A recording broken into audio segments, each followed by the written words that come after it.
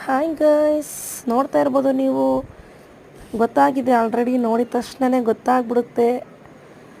ನಮಗೆ ಒಂದು good news ಅಂತಲೇ ಹೇಳ್ಬೋದು. ನೋಡಿ, ನಮ್ಮ ಲಚ್ಚಿ ಮರಿ ಹಾಕಿದ್ದಾಳೆ. 8 ಮರಿಗಳನ್ನು ಹಾಕಿದೆ.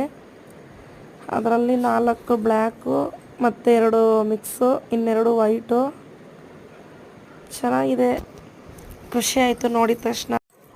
ಸದ್ಯ ಹೆಂಗೋ ಮನೇಲಿದ್ದೀವಿ, ಮನೇಲಿದ್ದಾಗಲೇ ಅದು ಮರಿ ಹಾಕ್ತು. ಏನಾದರೂ ನಾವು ಹೊರಗಡೆ ಕೆಲಸಕ್ಕೆಂದ್ರೆ ಹೋಗಿದ್ದಾಗ ಹಾಕಿದರೆ ಬೇಜಾರಾಗ್ತಾಯಿತ್ತು.